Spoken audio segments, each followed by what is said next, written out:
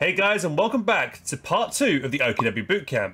Today we'll be looking at Tier 2 and Tier 3. Let us begin with the Battlegroup headquarters. So guys, to tech up to either Tier 2 or Tier 3, first of all you need to call in your SWS Supply Half-track. Supply Half-track is in action. Once your half-track is on the field, you can either go and upgrade for the Battlegroup headquarters or the Mechanized headquarters. If you decide to choose the Battlegroup headquarters, there are two possible locations you might want to place it in depending on your territory control. One location you might want to place your Battlegroup headquarters in is right outside your main base, your main HQ building, your company command headquarters, because this is where your units will naturally retreat to, and therefore once you've upgraded the Battlegroup headquarters and upgraded the medics on it, the units that retreat back will automatically be healed by the medics when they get back to base, because they're right next, because the Battlegroup headquarters is right next to your major retreat point. Another location you might want to put your Battlegroup headquarters, guys, is further afield. Whenever you want to place down any type of truck, you can only place it in friendly territory. Not neutral territory, not enemy territory, friendly territory. So guys, the reason you want to put your Battlegroup headquarters, for instance, further afield is so that your units can reinforce and heal much closer to the front line. By doing this, it allows them to keep their field presence, as they're not always had to retreat all the way back to the main base like down here and heal up and reinforce and go back onto the field from this location, because that will take a lot longer. If they're closer to the front line, they can heal up on that side, they can stay on there, and they can keep fighting and holding that map control. The Battlegroup headquarters also has the ability to upgrade to act as a forward retreat point. That means that whenever you click the retreat button, your units will retreat to that point rather than all the way back down to your company headquarters, which is a really good advantage that you'll have over your opponents. However, putting it further forward is risky because it's more likely to get killed further forward, as if it's outside the base sector, people can therefore drop off their artillery on it. Inside the base sector, they cannot. And just generally further up the field, it's going to be closer to the enemy in general, so they'll be, it's more likely to get killed by just indirect fire mortars, anything like that. Anti-tank gun maybe roll up and start hitting it. So you've got to bear that in mind. We're going to try and figure out where would be a good place to pop down our Battlegroup headquarters on this map called Brody. You may recognise this from Theatre of War, one of the Theatres of War missions. Yeah, so we're going to be figuring out where to place it. So generally we want to place it fairly close to the middle of the map. So not only can we benefit from it, our teammates on on either side, the left flank and the right flank, could potentially come out and reinforce from it as well. So we don't want to put it too far forward, otherwise it's too risky, right? Maybe a good place would be probably here,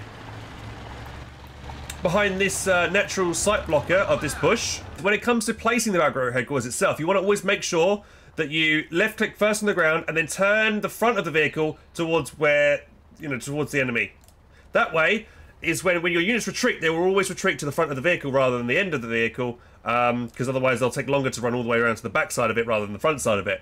If it takes longer to retreat, therefore it takes longer to reinforce them and heal them up again to get them back onto the field. So always have your truck facing the right way so your units retreat correctly. So we're going to plant our truck here. Here's a good location for the truck, as we have the line of sight blocker here from this hedgerow, so that kind of shields it from enemy fire from the front. We've also in a good kind of central location. We're also near the munitions point, fuel point on the left hand side. We're near two important victory points as well, so this would be a good location to set up your Battlegroup. It's not too far forward, like up to behind this, maybe this house here. It's kind of not too far away from your base either. It's kind of in a pretty good location here. I would also, once you've built your Battlegroup headquarters, when you have time, guys, is that when you've got you some Volksgrenadier squads that have retreated back to the base, and they're waiting around, they need reinforcing. Let's just say selection, health. Let's load the health down a bit, or whatever. Okay, let's just say they load the health. While you wait for them to heal up, it isn't a bad idea to get to spend that time while you're waiting to heal up by killing two birds with one stone here, by healing your squad automatically with the medics and also building yourself cover so you can strengthen your forward Battlegroup headquarters position. Also, you could do the same thing with your pioneers as well. When you get your stern pioneers back here when they need any healing and reinforcing, while they're busy doing that, you can get them to build barbed wire on the opposite side of these sandbags to again further strengthen the location of your Battlegroup headquarters spot, because you wire off the side of the cover that your opponent could use, and you've got that nice green cover there for units to fall back on if they get attacked. So this is a good way to solidify control of your Battlegroup headquarters spot, and you generally would want to do this, put the sandbags in locations where you'd expect to be attacked from. So you'd barbed wire this side off here, and maybe put some barbed wire strips here as well on this side of this T-34 wreckage, so that you can utilise the cover of the T-34, but the enemy cannot. Maybe even do it like this as well, so you've got kind of 360-degree coverage later on down the line, like that, because you never know, your opponent could flank over to the left-hand side as well. So there you guys go, really good, nice, secure Battlegroup headquarters spot. Very nice. It's also maybe not a bad idea, guys, is that when you're putting up your Battlegroup headquarters spot, is to maybe put it nearby where green cover already exists on the map. So here we already have the green cover of the T-34. We have this truck here that we could potentially utilise. Maybe if we even put our Battlegroup headquarters further back here, we could have, we could wire off this cover here, and we've already got the this truck thing, as well as these haystacks as well that we could utilise for green cover. So always consider where you're going to put your truck down, and the terrain around it, which you could potentially benefit from. And also how your opponents can benefit as well. So, you don't want to be putting it down maybe too far forward here and there'd be a lot of green cover in front of you here. Then your enemy could sit behind the green cover and shoot you as you try and reinforce around your base, which is not a great idea. So always consider the terrain before planting your Battlegroup headquarters down. Here's another important tip. Whenever you want to convert your SWS truck into any type of headquarters, guys, you need to make sure that the area around it is free from enemy activity. If you do decide to place your headquarters down and the enemy were to engage you, while this is being constructed, it's in a very vulnerable state, as you'll now see that these two penal squads, even without any AT weaponry, are very easily able to whittle down this Battlegroup headquarters. If you do decide to cancel the construction before it is destroyed, however, you are refunded the resources of that construction. However, you will lose the SWS truck, as I'll now show. So here we're going to set up our truck. You see it's going to take us some resources and take us 150 manpower down. And then let's say if we wanted to cancel it, boom, we refunded the resources that we spent to build the thing, but we lose the truck in its entirety. So what you end up losing is you use the cost of the truck, which is 70 manpower and 15 fuel. Not too much, but it's still a waste of resources, right? So whenever you can, always make sure that the area around where you want to put down a converted headquarters is nice and secure. So you've got 360-degree coverage, you've got units up there ahead, and you've got time. It generally takes about a minute or two to get a headquarters converted. To reinforce from your Battlegroup headquarters, guys, you need to buy the Mechanized Battlegroup support cost, which costs 100 manpower and 20 fuel. Also, when you buy this, it then unlocks the Infared Half-track and the Flak Half-track. So, as you can see here, we can't reinforce from it yet. We'll then buy the upgrade. We have now got the upgrade, and now we can reinforce our squad, like so.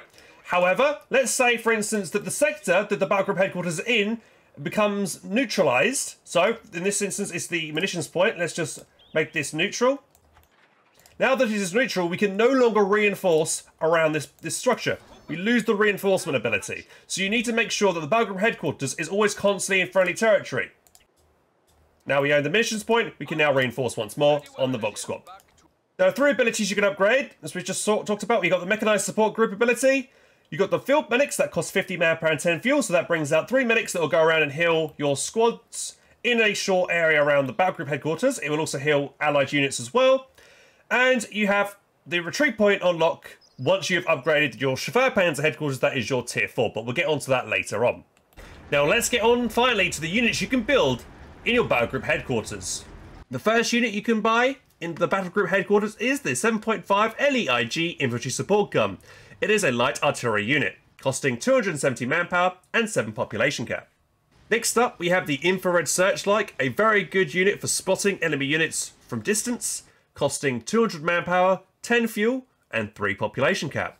Finally, in tier 2, we have the Flak Half-track, with 360-degree, capable 2cm autocannon fire, effective against infantry, light vehicles, and aircraft, costing 270 manpower, 50 fuel, and 6 population cap. So, as soon as the battle headquarters goes down, you're able to call on an Le.IG straight away, without upgrading the Mechanized Battlegroup support. So I've got here the Le.IG and an Austrian mortar side by side to compare the two. The Le.IG can fire a little bit further than the mortar, so it can go up to here. A mortar can go up to about here for an Austrian mortar. Veterancy 1, cruise, increase the range of smoke barrages. So the smoke barrage is up to here. So let's give it Veterancy 1, combat, Veterancy 1. So you can see here that the smoke barrage can go really far, whereas the standard barrage can only go up to here. So there you go, there's the Veterancy 1 bonus there. Veterancy 2. Combat experience enables a crew to unready the weapon faster for subsequent smoke barrages. Veterancy 3. Combat expertise enables the crew to ready the weapon faster for subsequent barrages. Veterancy 4. Advanced weapon team training enables the squad to fire an extra shot per salvo. And Veterancy 5. Weapon support teams increase weapon targeting, resulting in greater weapon lethality and penetrating hits. So that'd be better against penetrating armor, things like that. Now, generally, you just want the Le.IG to be hitting infantry targets and support weapons. However, it is also very good at killing mortar pits. So here we have an enemy mortar pit. Now, if the mortar pit returns fire on the Le.IG, then you will obviously want to move the Le.IG. But you can see here, when we land a shot on the target, we do quite a bit of damage. There's about 10% per hit.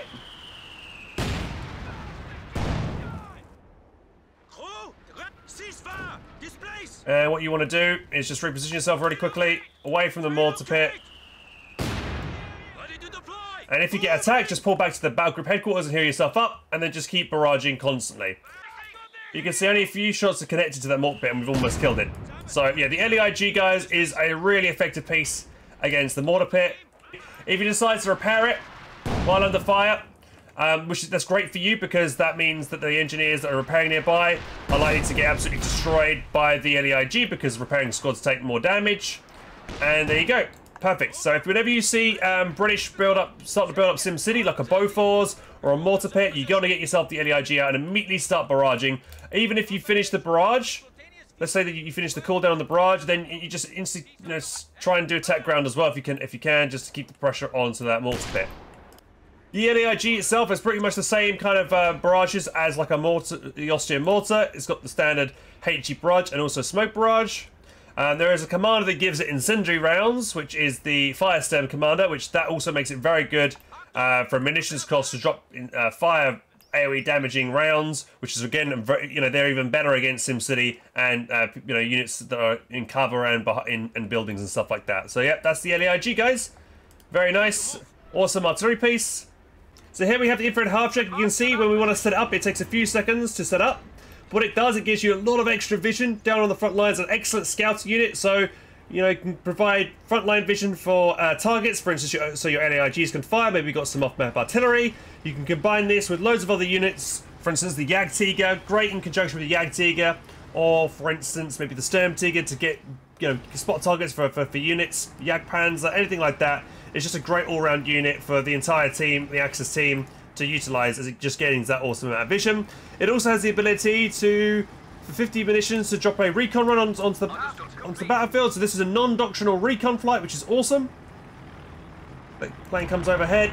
It's a plane that can be shot down now, however, as you can see, it's flying over the battlefield and it's giving us that vision over the map. So if you want to give your teammate, for instance, your Oster teammate has railway RT ready, you could drop the recon run in from your infrared half-track, and then your teammate can then drop their railway onto, for instance, a annoying B4 Soviet howitzer that's been bombarding you. The infrared half-track does need line of sight to be able to benefit. So if we put it up behind a house here, you will not see in front of the house. In the past, the infrared half-track was able to do this, but they had some issues with fixing its line of sight. So now it just gives vision based on what it can see by not being impeded through structures. If we activate detection mode, increase visibility and camouflage detection to spot enemy units. So here we can see we've got lots of Soviet units, some Soviet snipers in camouflage, Ziska Maximus and T-34s. Let's now turn over to my side. So we can't see any enemy units over there. We're now going to activate detection mode for 50 munitions. And now we can see through the fog of war and also on our mini-map that there are enemy units over there. We click on the tactical map button itself to see exactly where they are, what kind of units they are. So we can see we've got snipers dotted around the place and tanks. So the detection mode actually lasts for a very long time. 30 seconds is very handy. And it's very cheap as well, only at 50 munitions.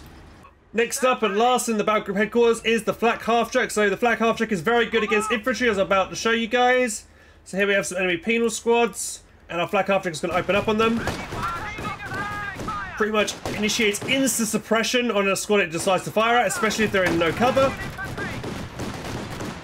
So the suppression doesn't last a long time if you decide to change target.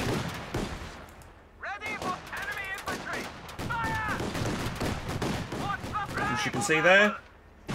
However, it is also quick to pin units if it does do prolonged periods of fire on them. You can see, even with just small arms fire, it does take quite a bit of damage. So it's only just standard SVT rifles that have been hitting the Flak Half-track from 2 squads. So it's already down to half health. Penal squads are extra scary because you never know at any point they can upgrade to PTRS rifles, and they're very effective against taking down a Flak Half-track. So always watch out for them.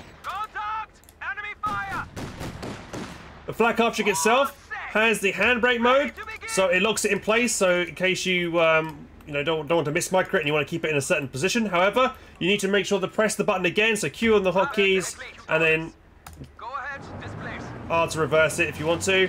It has got a short setup time of a few seconds as well before it can start shooting enemies.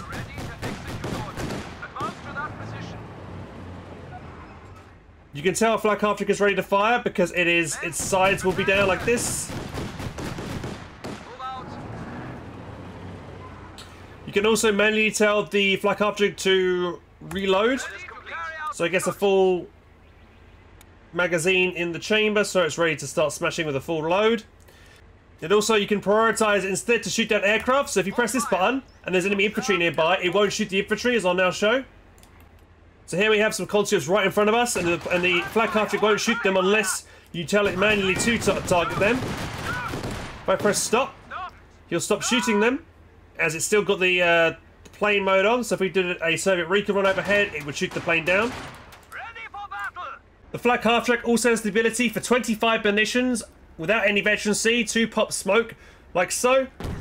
It's a great way to break line of sight between yourself and your opponent. Say an anti-tank comes firing, then it gets hit once, you pop the smoke to be able to get away before the second anti-tank gun round lands. The Flak Half-track does die to 2 shots from any anti-tank gun apart from the tiny Soviet one. So the Ziz gun, the 6-pounder, and the American equivalent anti-tank gun will 2-shot this Flak Half-track, so it is very fragile. And now I'll just try and fly a Soviet plane overhead. If there's no enemies in the nearby area, it will still shoot down the plane, even if it hasn't got the prioritized aircraft on. So let's say, for instance, we wanted to drop down an R2 Stomach attack on top of this Flak Half-track. We'll see the planes will come overhead, and the Flak Half-track will start tracking them, as you can see here. Very quick though at taking down planes. Boom, instantly killed 2 planes, right? And when it killed 2 planes, it gained a good chunk of efficiency as well. So there you go, very quick to take down aircraft. Let's say a bombing strike was targeted for this location over here. Let's see if our Flak Half-track can take out the plane before it can drop its bombs.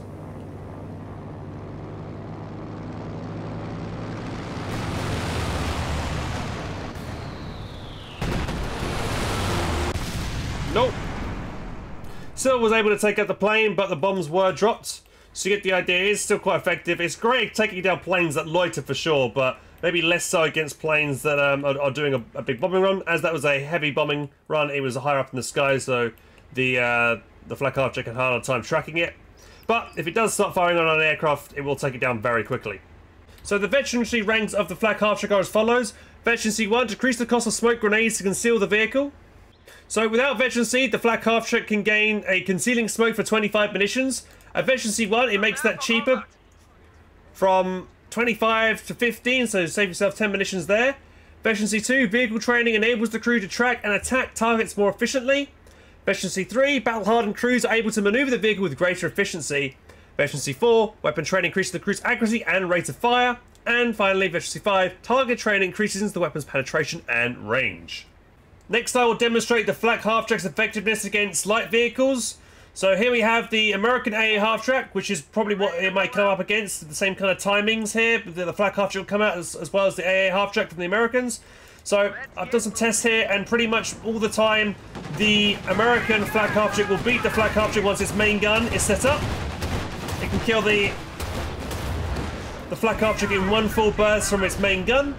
However, if this AA Half-track is on the move, its main gun can't fire, so therefore it won't be very effective against the Flak Half-track. So here, guys, I will show you the effectiveness of the Flak Half-track up against an M20 with upgraded armoured skirts. So the M20 will not have much success against the Flak Half-track, as you'll see. Even with the upgraded skirts, even from the front, the Flak Half-track is making quick work. Takes 3 full bursts to kill the M20. There you go. Next we'll try Stuart. So the Stuart does very well against the Flak Half-track. As you'll see here, the Flak Half-track will penetrate every so often from the front armour of the Stuart. Does do a little bit of damage, so in conjunction with the Rakettenwerfer, it could be enough to scare off a Stuart. But you can see here, the Flak Half-track was no match for the Stuart on a head-on fight. Only took about 30% damage off the Stuart. Now onto the T-70. So you can see here that the Flak Half-track does outrange the T-70 just about. But if the T-70 was to engage, get closer to the Flak Half-track, it would win the engagement. You can see here the T-70 never bounces off the Flak Half-track, but the Flak Half-track does penetrate the T-70, as you can see. About half the rounds are penetrating, half are bouncing. And again, you get the idea here that if the Flak Half-track was supported maybe with the one Rakettenwerfer, it would be able to fend off the T-70. There you go. Finally, we'll have the Flak Half-track up against the AEC, which is probably what it would be up against if you're playing up against the British. So you'll see here that the AEC pretty much got the same range as the Flak Half-track. AEC, and if it does hit the Flak Half-track, should penetrate it all the time. And the AEC takes 3 shots to kill the Flak Half-track.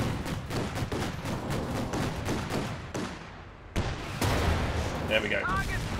Again, you can see the Flak Half-track does penetrate the AEC quite hard as well.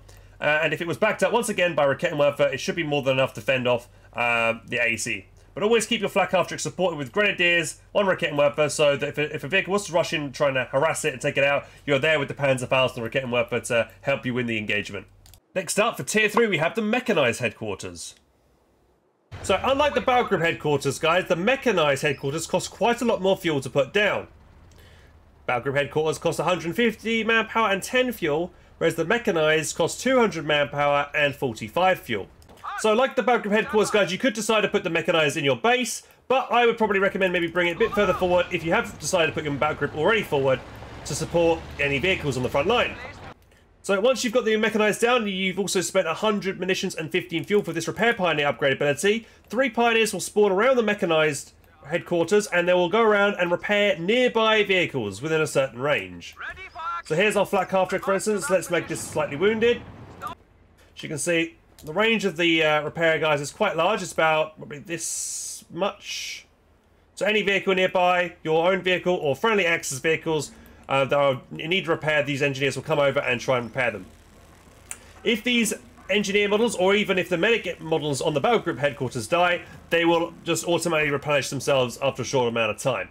One other thing, guys, the Pioneers around the Mechanized will not repair any structures. So if the Mechanized headquarters is damaged or any other headquarters is damaged, you'll have to get your Stern Pioneers or any teammates with Pioneers to come over and help repair those structures. Now I'll go into detail about the 3 units you can build in Tier 3, your Mechanized headquarters. First up, we have the Panzer II light tank, effective against infantry and other light targets, costing 265 manpower, 60 fuel, and 6 population cap. Next, we have the Puma Heavy Armoured Car, effective against light vehicles and light tanks, costing 320 manpower, 70 fuel, and 7 population cap.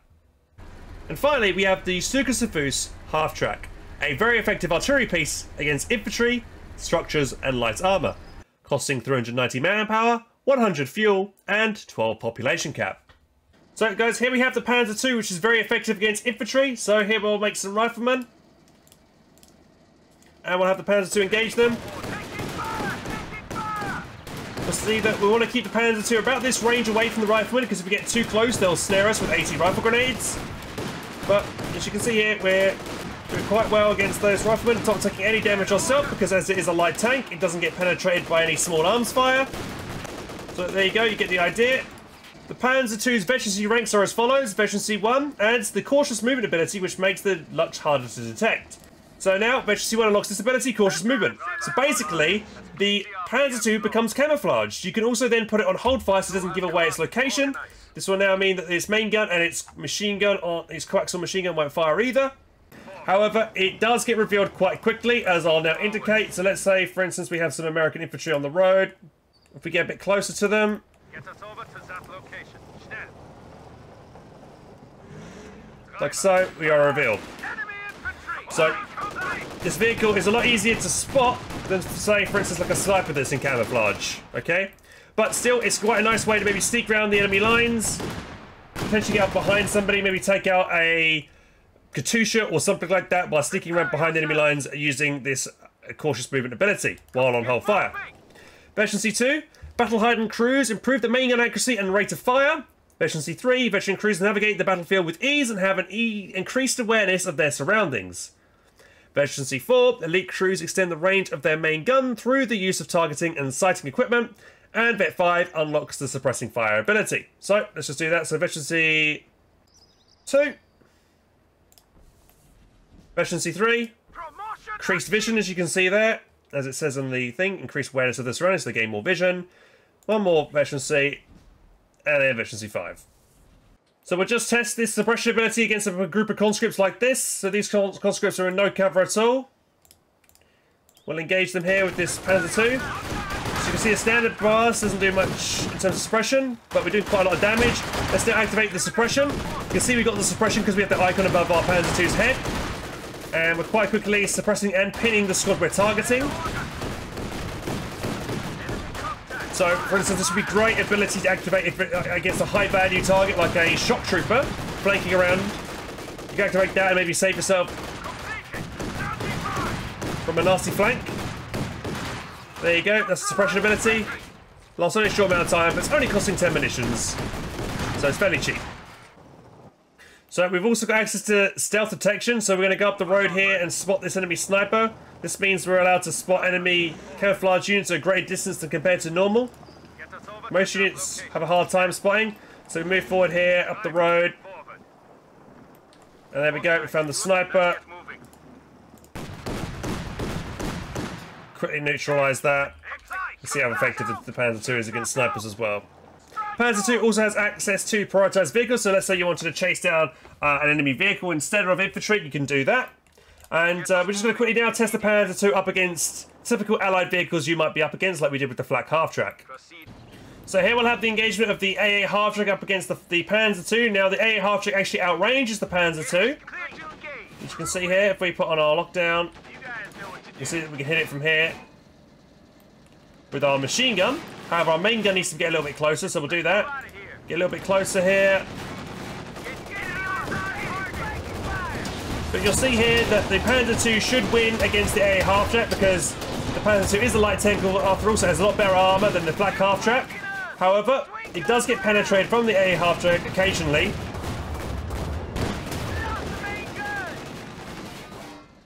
So there you go. Panzer II wins supreme over the AA Half-track. Light vehicle just got destroyed. In most cases.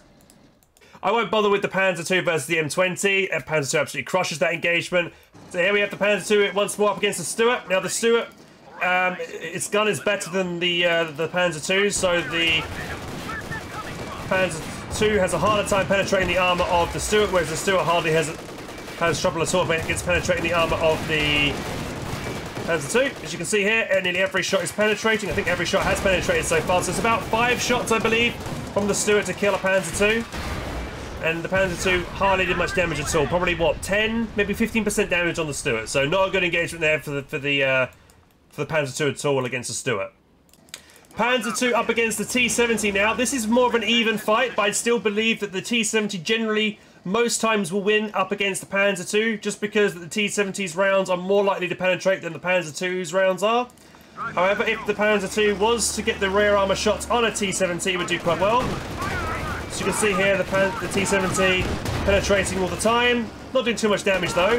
And if we come up with the rear armour here of the T-70, we do quite well.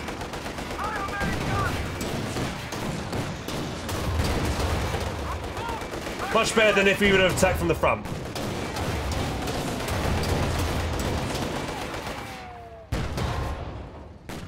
However, still, we will not win the engagement. So again, you'll need something like a Rakewev on top of the Panzer II to be able to overcome a T-70. However, the T-70 does take quite a few shots to kill a Panzer II, so you've got a lot of time there to get out of the engagement if you want to. Next up, we'll do the Panzer II versus the AEC, and again, the Panzer II will not do very well in this engagement. However, again, if you do get the rear armor shots on an AEC, you'll do more damage. AEC will never bounce a shot off a Panzer II. However, if we're fast enough, as you can see, if the AEC does stay still, we can be actually mobile enough to outmaneuver its gun turret rotation. And that's the way you can potentially win this engagement, but most people are not going to let their vehicle just sit idle like this. But there you go. So it is possible to win an engagement like that if you do good micro. But if you just let yourself get shot by the AEC, you'll die in like 3 or 4 hits. And again, the same thing applies to the SU-76. You have an easier time against the SU-76 if you manage to flank it. You'll be able to outmaneuver it quite easily. Even if he tries to reverse away, you're faster than the SU-76 generally, so you can reliably penetrate from the rear, as you can see here.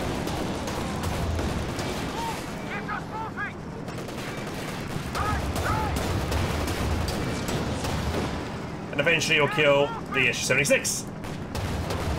But if I was just let him shoot me from the front, you can see that in a few shots I won't do too well. I'm still penetrating from the front.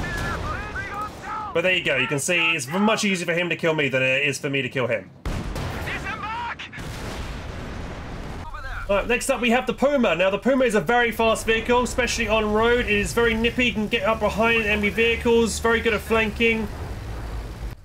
The Puma automatically comes with a smoke screen without any efficiency requirements, which costs 30 munitions.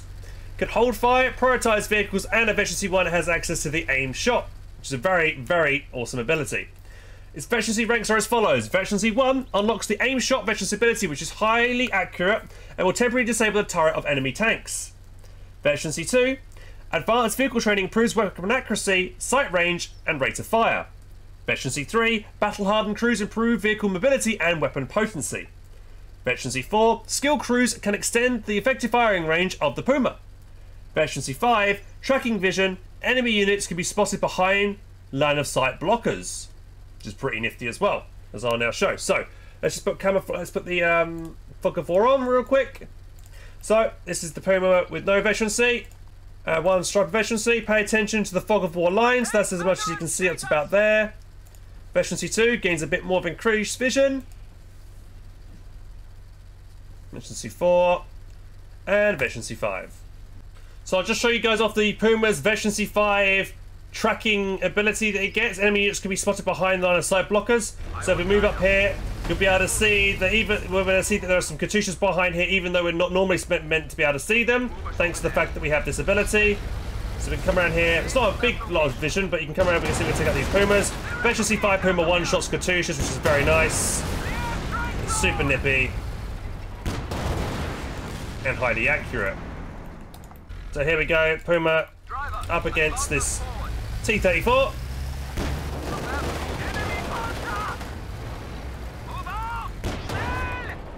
Speed and mobility really paying dividends here, as that T-34's turret could not catch up to me at all. Let's say I wanted to use the aim shot as well on my target. So we need to there. Easy peasy lemon squeezy. T-34 only got 1 shot off as I came into that engagement, but once I started circle flanking him, he could never get a 2nd shot off. So very effective. Efficiency 5 Puma. Definitely a unit you'll want to keep alive into the late stage of the game and vet out, because it is super effective. I would also now indicate what the aim shot does. The 45 munition aim shot ability. So if you spot yourself a allied sniper that's suddenly got himself out of camouflage for a split second, if you activate the aim shot, you find him, you activate the aim shot onto the sniper, you take the shot, boom, you're guaranteed a kill with that ability. Very, very nice. So it's a great 1-shot kill against snipers. And if we get some, for instance, let's maybe get ourselves a Soviet IS-2 on the field. Prepare to execute. Ready to execute. So enemy IS-2, we see each other, or we've got better range on him, so we activate the aim. Actually, we'll come in and engage him. So as we've disabled his turret, he can't shoot us. Lasts quite a while as well, the aim shot.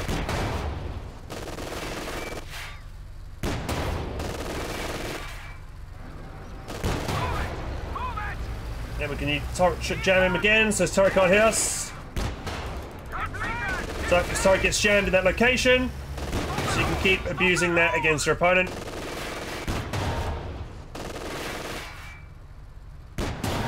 There you go, Puma. Takes out an IS-2 fairly easily on its own with the use of that aim shot ability. However, you know, an IS-2 is not going to generally be just sat there not moving. It's probably going to be trying to reverse it. It's probably going to have it backed up with infantry as well. But just gives you guys an example of how effective a Puma can be if microed well up against a solo IS-2 if it's isolated on its own. If the Puma was to just fight up against an IS-2 on its own and just take some shots from it, the IS-2 would 3-shot the Puma. And if we try and shoot the IS-2 from the front, our Puma rounds are very likely to bounce.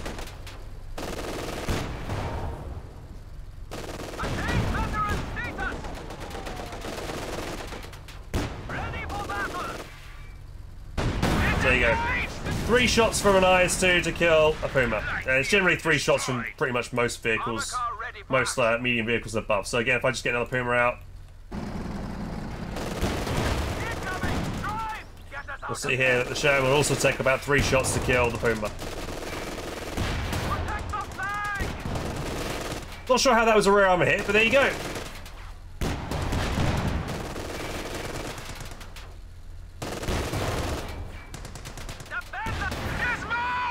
So I'll now just show you guys the Puma up against the light vehicles that you'll be up with in the early game. So here's an allied AA half-track. If we were to engage it, we totally outranged the AA half-track as well, so we can sit here and just snipe away at it. The AA half-track cannot return fire, so we have the range advantage against that.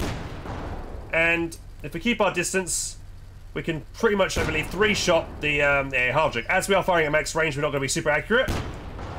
But there you go, you can get the idea there. 3 shots, and we kill the AA half-track.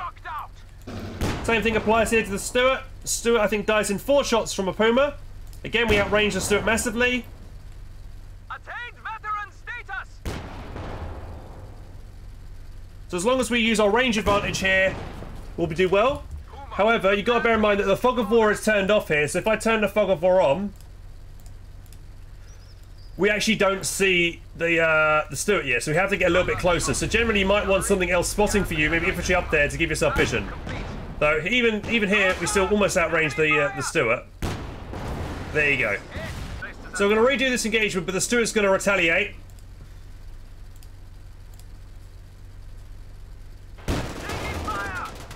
It's more of an even fight when the Stuart can get involved and closer up. But still, I think the Puma will win.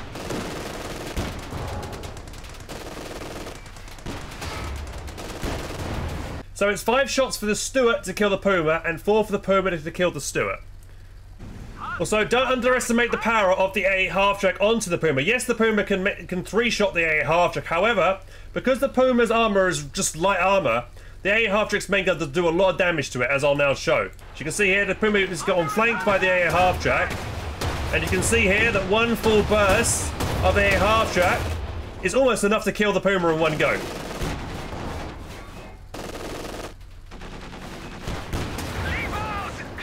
But they just traded in, just about. But there you go. You can get the idea there that the AA half-track can definitely do a lot of damage to the Puma if the Puma is quite out of position. So bear that in mind. So now we'll have a Puma up against the T-70. And again, Puma will 4-shot a T-70 like it would a Stuart. The T-70 doesn't do too much damage per shot onto the Puma.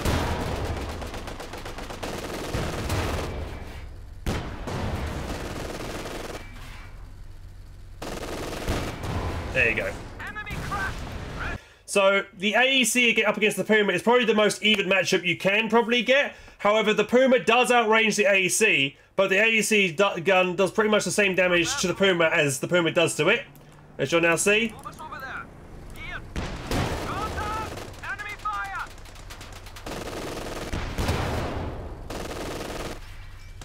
So this is like whoever fires first generally wins. So this is as it should be the AEC that wins the engagement. There you go, because he fired first. However, if the Puma has got the vision, he can snipe the AEC where the AEC can't retaliate fire. So the Puma generally is better against the AEC if it's got the vision bonus. Generally, guys, the Puma isn't the type of unit you want to use to fight infantry with, but, you know, if there's no tanks around, you might as well have it fighting infantry. And if the Puma does get a good flank on infantry behind cover, it will do some good damage, as I'm about to show you. So if you come up behind an infantry squad like this and you're against cover, the shot of the Puma is more likely to do more damage.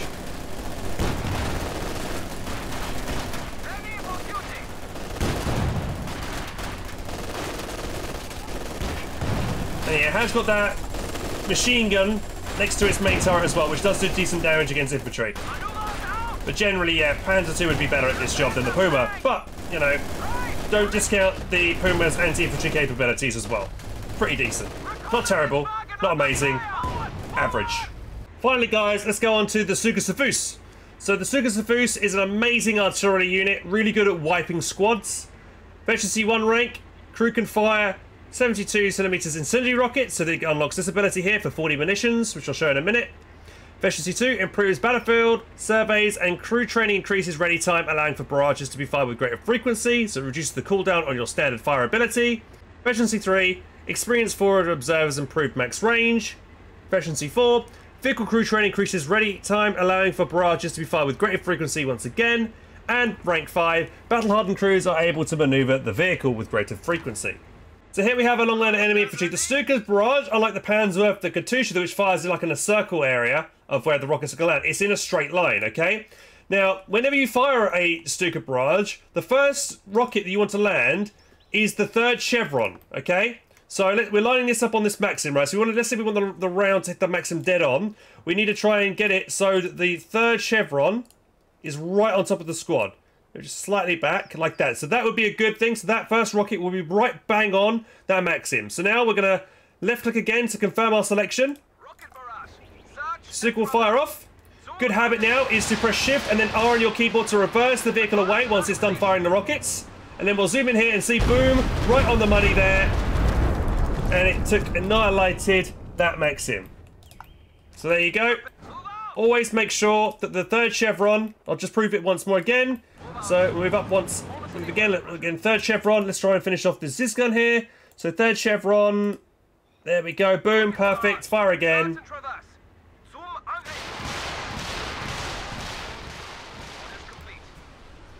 We'll see the third chevron run right on top of the Ziz gun, bang on the money.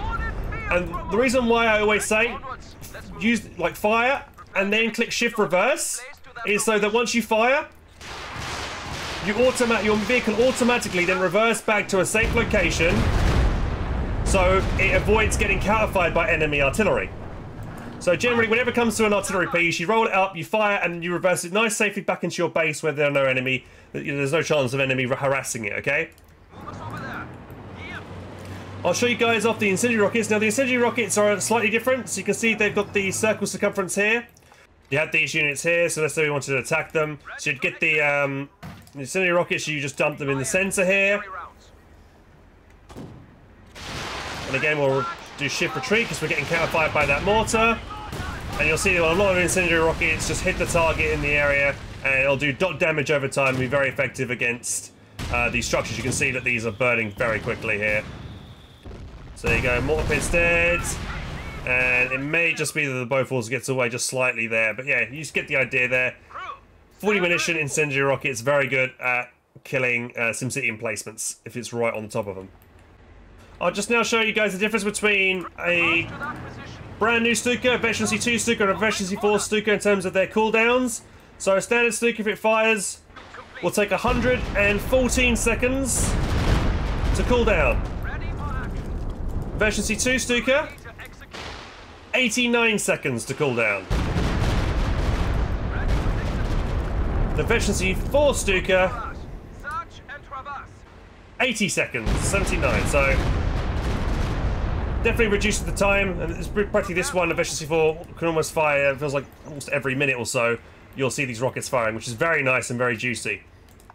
The Stuka Half-track also comes with a machine gun on it, but it's really bad. Don't rely on the machine gun to save it against infantry. Anything can kill. Like one shot from a tank that comes up will be able to kill a Stuka. So you want to make sure they're well protected behind friendly lines and always reverse them back to the base. Guys, when it comes to firing the Stuka, though, itself, as it's in a long line, it's fairly easy to dodge. Once the first couple of rockets land, your opponent, if they're good, they'll dodge to the left or to the right to dodge the remaining rounds, because they can tell the trajectory upon the landing of a few rockets of that barrage.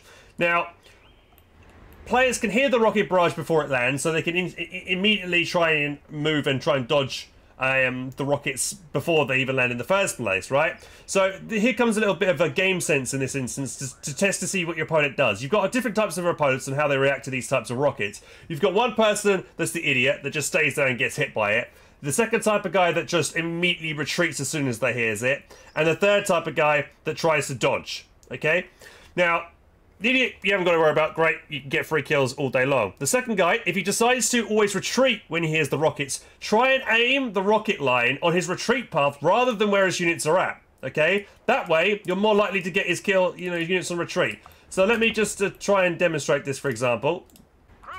For instance, on this map, if these conscripts were to retreat back to this Allied base over here, let's say this was a Soviet HQ, for instance, they would probably take this retreat path around here, especially if they were on the further right-hand side. The path they would take is the shortest to the base, and they would naturally funnel through this angle here, right, as they retreat past. So if you know that, try and time your rockets to anticipate that retreat path. I'll try and see if I can time it here myself. So I'll click on these guys.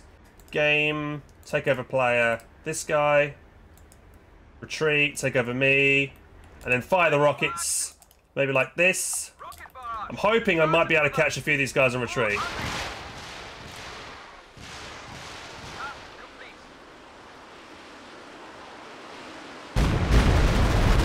There you go. So there we tried to aim and predict their retreat path, and we didn't get any wipes in the low, but we got quite a few men on the retreat. So that's going to be quite expensive in terms of their reinforcement cost. So there we tried to anticipate the retreat path, and we benefited from that as we hit their units. So try and always learn the maps, guys. Try and predict where units are just naturally funnel and retreat to, and that way, if you're up against an opponent that automatically retreats every time they hear artillery, try and aim for that retreat path instead of where they're currently at. Okay. Now the third type of player, they will either dodge left or right. So you just got to, as the game progresses, you just got to figure out which side they always dodge to. Maybe they change it up and dodge to the right, or to the right or to the left. Sometimes they always dodge to the same side, which makes it easier for you to get the shots in. But generally, try and anticipate and fire the rockets on units that are hard to move quickly. So things like Ziz guns, machine guns, because they've got a pack-up time and a set-up time. So it's a lot harder to try and dodge incoming rocket fire with those units than compared to just a standard infantry squad. Because, for instance, if you fire on a conscript squad, they can pop hurrah and quickly just dive to the left or dive to the right to avoid the incoming rockets, right? So try and more aim for support weapons that take more time to try and displace than just core infantry units. So there you guys go. That is the end of the video. I hope you found part 2 of the OKW BootCamp enjoyable and hope you learned something. If you did, please do hit that subscription button. Would really appreciate it. I'm trying to get to 50k subs by the end of the year, and apparently 60% plus of my viewers aren't even subscribed at the moment. So yeah. Part 3 of the OKW BootCamp will be out hopefully next week, and we'll be talking about the final tier, the Schwerpanzer headquarters, how to tech to it, the units inside the tier, and more. Thanks for watching, guys, and I'll catch you in the next one. Take care.